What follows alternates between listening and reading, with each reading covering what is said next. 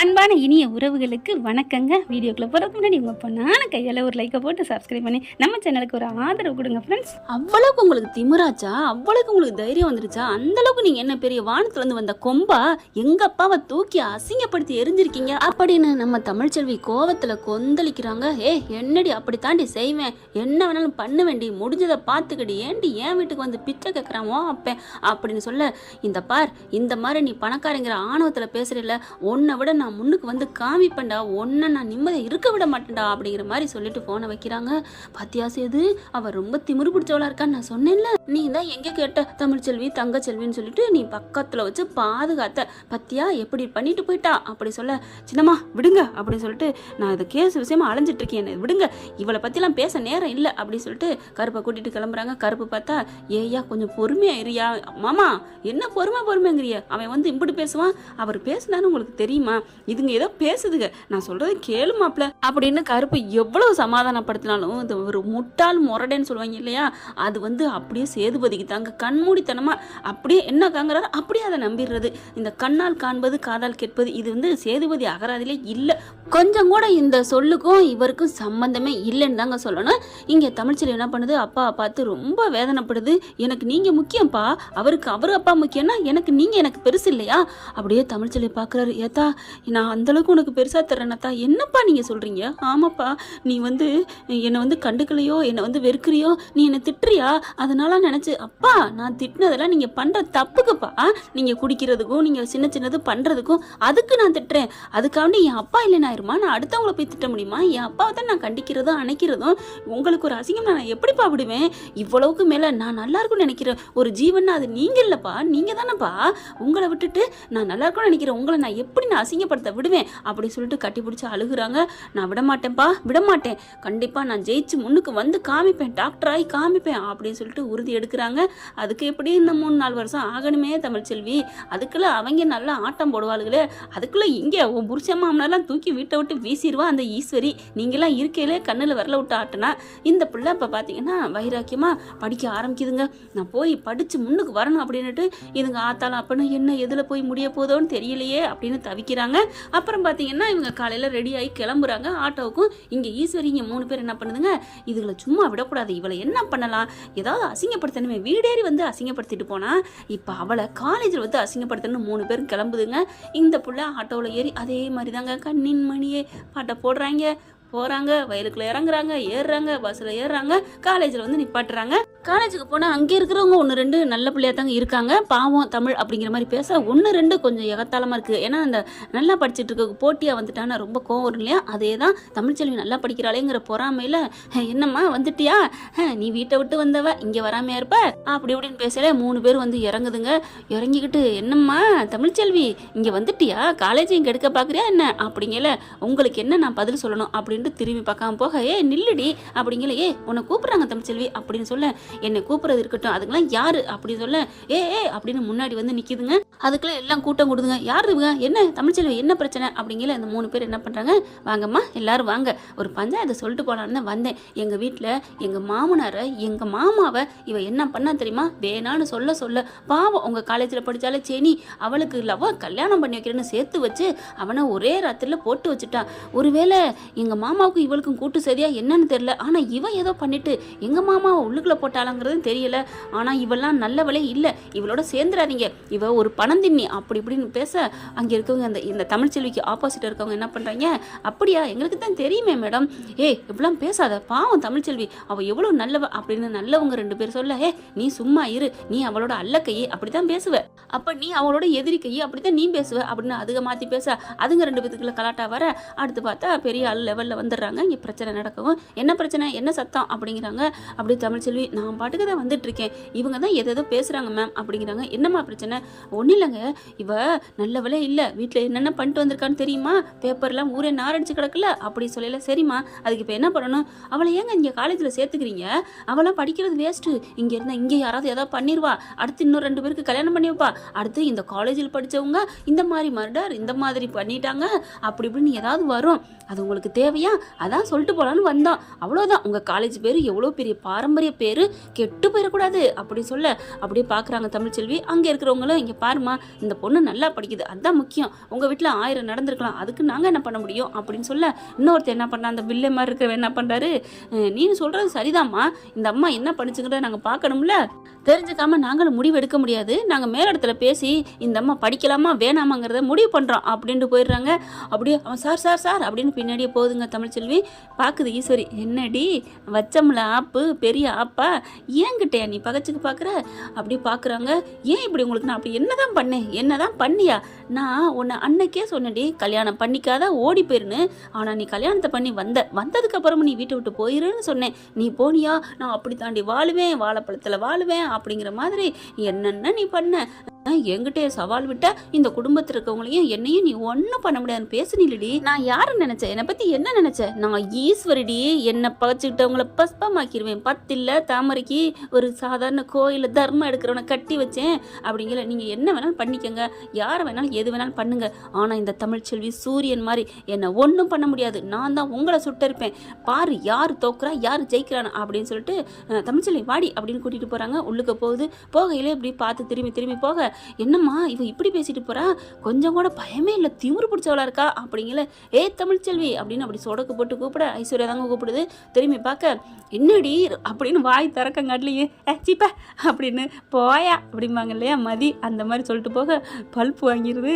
எல்லாம் அங்கே இருக்க 2-3 பேர் சிரிக்கிறாங்களா, அம்மா அத்தை என்னை இப்படி பல்ப்பு வாங்க வச்சுட்டாலே, சரி விடு இதெல்லாம் உனக்கு பெருசா, சித்ராவும் சிரிக்குது, சித்ரா நீயும் சிரிக்கிறீங்க அப்படின்னு சொல்ல, சரி விடு உனக்கு உள்ள மரியாதை அவ்வளவுதான், ஆனால் எங்கள் அம்மாவுக்கு பயந்து நின்னால, எங்கே பயந்தா நின்னா பதிலுக்கு பதில் போட்டுட்டு போயிருக்கிறா, நீங்கள் இப்படி சொல்லிக்கிறீங்களோ அப்படின்னு சொல்ல, சரி விடு அம்மா அப்படிலாம் பேசக்கூடாது.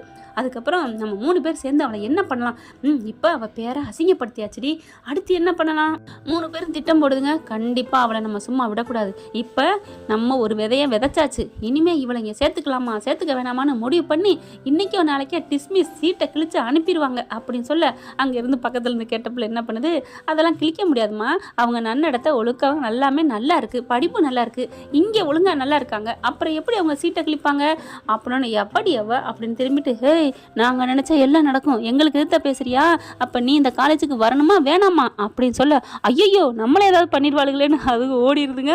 அடுத்துக்கு கோர்ட்டுக்கு போகிறாங்க, வக்கீல்லாம் போய் வாதாடுறாங்க. இங்கே இவர் எவ்வளவோ சொல்கிறாரு, நான் எந்த தப்பும் பண்ணலை, ராஜாங்கம் சொல்லிக்கிட்டே இருக்காரு. அந்த தரப்பு வக்கீல் என்ன பண்ணுறாங்க, ராஜாங்க வக்கீல், இங்கே பாருங்க போஸ்ட்மார்ட்டம் ரிப்போர்ட்லாம் ஏருக்கு மரத்தாங்க இருக்குது, அது தலை இல்லாத உருவத்தை மட்டும் வச்சு என்ன பண்ணுறது, முண்டத்தை மட்டும் வச்சு என்ன பண்ணுறது, தலையோட வந்தால் தான் சக்தி தான் இந்த மாதிரி இறந்துருக்காருன்னு சொல்லலாம், ஆனால் அந்த தலையே இல்லாதப்போ எப்படிங்க நம்ம சக்தி தான் நீங்கள் சொல்ல முடியும் அப்படின்னு வாதாடுறாங்க. நீதிபதியும் கொஞ்சம் கன்சிடர் பண்ணுறாங்க, அவர் யாருங்க அமைச்சர் பதவியில் இருக்காரு, அவருக்கு போய் இவ்வளோ தண்டனையா பாருங்க, என்ன மாதிரி அடிச்சு வச்சிருக்காங்க, முன்பகையை வச்சு பண்ணியிருக்காங்க, இதில் அரசியல் சதி இருக்கு அப்படி இப்படின்னு வாதாடுறாங்க.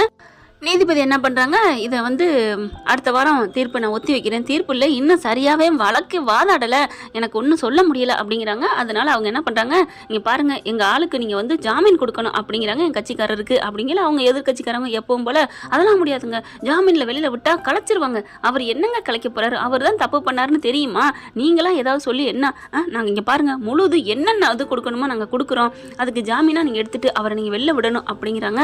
வேறு வழி இல்லை, நீதிபதியும் ஜாமீனில் கொடுத்துட்றாங்க நிபந்தனையின் பேரில். அப்பாடா ஜாமீனில் விட்டதுக்கே சேதுக்கு ரொம்ப சந்தோஷம், அப்பா அப்படின்னு சொல்லி கூப்பிட்றாங்க.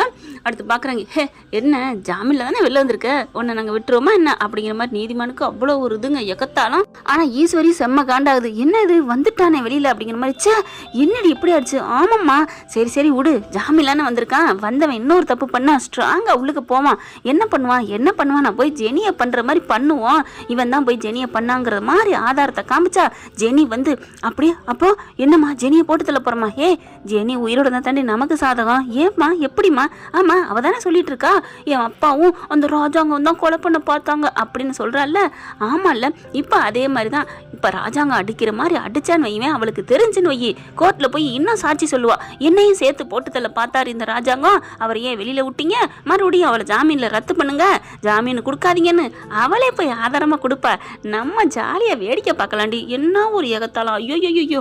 அடுத்து வீட்டுக்கு வந்துடுறாங்க. அம்மாச்சிலேருந்து எல்லாரும் கட்டி பிடிச்சி அழுகுறாங்க. ஐயா ராசாங்கம் இப்படி ஆயிடுச்சு ஐயா அப்படின்னு சொல்லிட்டு, சரி சரி விடுங்க பாங்க பார்க்குறத பார்ப்போம் அப்படின்னு சொல்லிட்டு ராஜாங்கத்தை உட்கார வச்சு தலைக்கு தண்ணியை ஊற்றி ஆரத்தியெல்லாம் எடுத்து வீட்டுக்குள்ளே போகிறாங்க. ஆரத்தியை தட்டி விட்டுறாரு. இது ஒன்றும் தேவையா?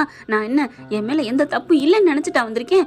ஒன்றும் இன்னும் நிரூபிக்க முடியலையே, என்ன பண்ணுறது? நீங்கள் தலைகளாக நின்று தண்ணி குடித்தாலும் யாரும் ராஜாங்கம் உங்களை காப்பாற்ற முடியாது. ராஜாங்கம் தமிழ்ச்செல்வி நினச்சா மட்டும்தான் முடியும். அது தெரியாமல் நீங்கள் தத்தளிச்சிட்டு இருக்கீங்க பாவீங்களா. அதுக்கப்புறம் ஒரு வெள்ளை வெட்டி சட்டையெல்லாம் போட்டு மருந்தெல்லாம் உத்தரம் கொடுக்குது அப்பாச்சி. அப்படியே பார்த்து என் புள்ள எப்படி ஆகிட்டு. ஆனால் உண்மையிலே அம்மாச்சியும் ராஜாங்கத்தையும் குறை சொல்லக்கூடாதுங்க.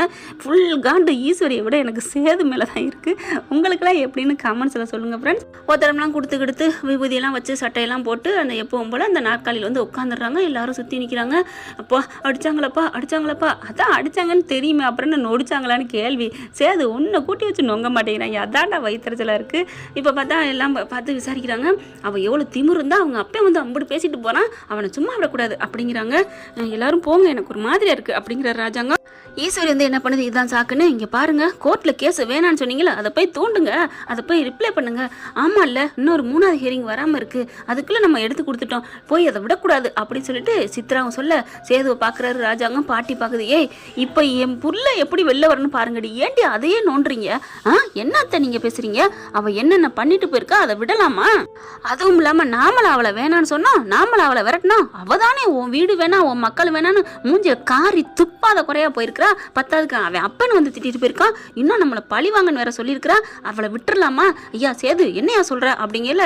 இங்கே பாரியா நீ எதுவும் பேசாதையா அப்படின்னு பாட்டி சொல்லுது. ஏய் ஈஸ்வரி சும்மா இருக்க மாட்டியா, அதெல்லாம் இப்போ தேவையில்லை அப்படிங்கல. இல்லை அப்பத்தா தேவைதான் அப்படிங்கிறாரு. எல்லாரும் பார்க்குறாங்க சேதுவை. என்னையா சொல்ற?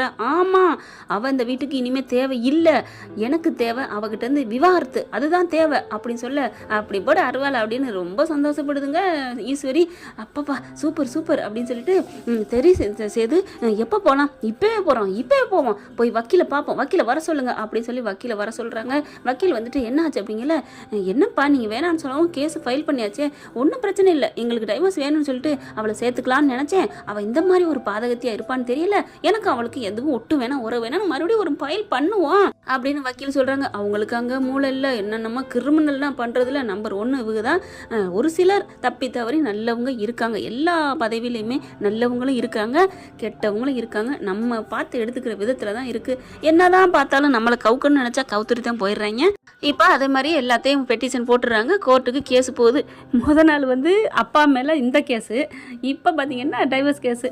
அந்த தமிழ்ச்செல்விக்கும் தகவலை தெரிவிக்கணும் அப்படிங்கிறாங்க. அதெல்லாம் வேணாயா அப்படின்னு ஈஸ்வரி சொல்ல. ஏன் சின்னம்மா, நம்ம தெரிவித்தோம்னா அவள் வந்துடுவா, அவள் வந்துட்டா அப்புறம் ஏதாவது சொல்லிடுவா, அவள் வர வேணாம், அவள் வராமல் இருந்தால் தான். பார்த்தீங்களா அவள் வரல, அந்த கேஸை தள்ளுபடி பண்ணுங்க. அதான் நான் நிறைய இடத்துல கேள்விப்பட்டிருக்கேனே, அந்த சம்மந்தப்பட்டவங்க வரலைன்னா கேஸை தள்ளுபடி பண்ணிடுவாங்கல்ல. தள்ளுபடி பண்ணுறதா டைவர்ஸ் கேஸை தள்ளுபடி பண்ணிடுவாங்கடி. அதெல்லாம் இல்லை, அவளுக்கு என்ன இருந்தாலும் சரி நாங்கள் வந்துட்டோம் பாருங்கன்னு சொல்லி எங்களுக்கு விவாகரத்தை தாங்கன்னு கேட்டுடலாம் அப்படிங்குது. என்னமோ பண்ணுங்க அப்படின்னு சொல்லிட்டு சரி நம்ம ரெடி ஆகும் அப்படிங்கிறாங்க. அடுத்து பார்த்தீங்கன்னா மலர் என்ன பண்ணுது, இதை சும்மா விடக்கூடாது, இவளுக்கு இப்படி ஒரு திட்டமாக போடுறாளுங்க அப்படின்னு அறக்க பறக்க வேகமாக ஃபோனை பண்ணுது. ஆனால் தமிழ் எடுக்கலை, அதனால நேரவே வண்டி எடுத்துகிட்டு கிளம்பிடுதுங்க. போயிட்டு வீட்டுக்கு போனோன்னா மலர் அப்படின்னு மலரக்கான்னு கட்டி பிடிச்சி அழுகுறாங்க. நீ பாரு நான் உனக்கு நல்லது சொல்ல வந்திருக்கேன், இன்னைக்கு கேஸ் இருக்குது அப்படின்னு மலர் சொன்னோன்னே, என்னது அதான் மாமா வெளில வந்துட்டாங்களே இன்னைக்குமா கோர்ட் இருக்கு அப்படின்னு சொல்ல, இன்னைக்கு நடக்கிறது உனக்குடி அப்படிங்கிறாங்க. எனக்கா? ஆமா தமிழ், உனக்கும் சேது மாமாவுக்கும் விவாகரத்து கேட்டு அவங்க போட்டு அப்ளை பண்ணியிருக்காங்க. அடி பாவியலா அப்படின்னு அவங்க அம்மா வந்து வசந்தி பயங்கரமாக துடிக்குது. அம்மா நீங்கள் பேசாமல் இருங்க, தமிழ்ச்செல்வி இங்கே வராமே அவங்களே பண்ணிக்கலாம்னு நினைக்கிறாங்க, ஆனால் தமிழ் விடக்கூடாது அப்படின்னு சொல்லல.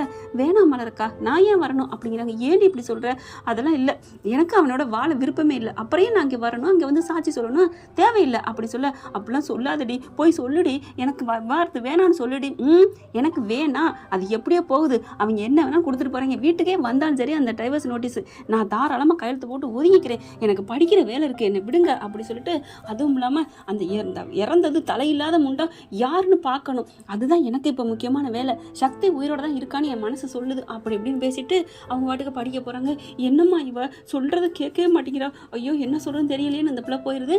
பார்த்தா கரெக்டாக நிற்கிறாளுங்க வாசல்ல. எங்கடி போயிட்டு வந்த? போய் உன் தொங்காச்சிட்ட சொல்லிட்டு வந்தியா அப்படின்னு கேட்க, இங்கே பாருங்க நான் எங்கேயோ போகிறேன், உங்களுக்கு ஏன் நான் பதில் சொல்லணும்? அப்படிலாம் இனிமேல் நீ சொல்ல முடியாதுடி, இப்போ அப்போ நான் வச்சதான் சட்டம், எங்கே போனேன் அப்படிங்கல ஒன்றும் பதில் சொல்லாமல் போக அடியே அப்படின்னு சொடுக்கு போட்டு, எங்களுக்கு நல்லா தெரியும்டி நீ அந்த தமிழ் செல்விக்கிட்ட தான் போயிட்டு வந்திருப்ப, நாங்கள் பேசுனது எல்லாம் சொல்லிட்டு வந்திருப்பேன்னு.